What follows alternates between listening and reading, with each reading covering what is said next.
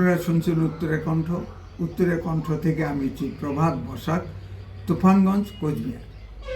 উত্তরের কণ্ঠ থেকে আমি গত 19শে ফেব্রুয়ারি কুম্ভস্নানে অংশ নেওয়ার জন্য যাত্রা করেছিলাম। আমরা 21 তারিখে পৌঁছেছি এবং মহাস্নান করছি ত্রিবেণী সঙ্গমে। তা কিছু কথা না বললেই নয়, আমরা যাওয়ার পথেই শুনলাম যে গঙ্গার জল নাকি বিষাক্ত হয়ে গেছে, চান করা যায় না। স্বাভাবিকভাবে আমরা একটু দ্বিধান্বিত হলাম, তবুও চিন্তা করলাম যেহেতু বাড়িছি, চান করি আর না করি যাই।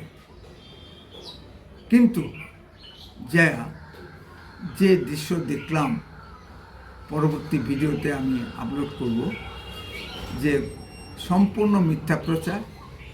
গঙ্গার জল কোনো দূষিত না, কোটি কোটি লোক স্নান করছে।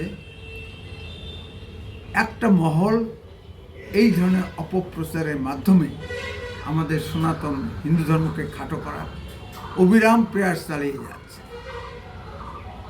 আপনারা যান দর্শক, কুম্ভস্নানে অংশ নিন, কোনো সমস্যা নেই। স্নান করতে গিয়ে দেখলাম যে গভীর জল, প্রচণ্ড স্রোত, একটু বেশি জলেই সেই স্রোত সহ্য করা যায় না, ভেসে যাওয়ার মতো অবস্থা। সেখানে কোনো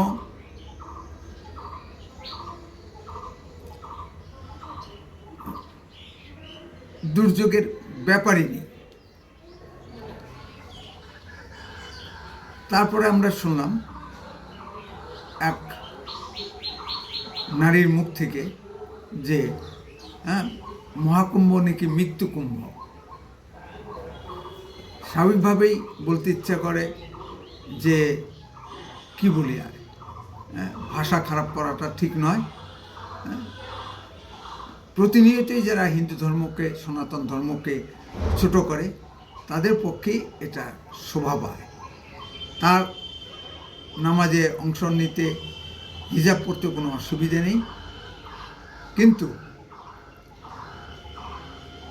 এই যত তার অসুবিধে এই সনাতন সংস্কৃতিতে তার অসুবিধা।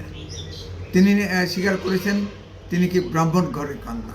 কেমন ব্রাহ্মণ ঘর সেটা আপনারাই জানেন, আপনারাই বলবেন। তা পরবর্তী ভিডিওগুলোতে আস্তে আস্তে আমি ছাড়ব কুম্ভের। আজ এই পর্যন্তই। বন্দে মাতরম। ভারত মাতা কি জয়।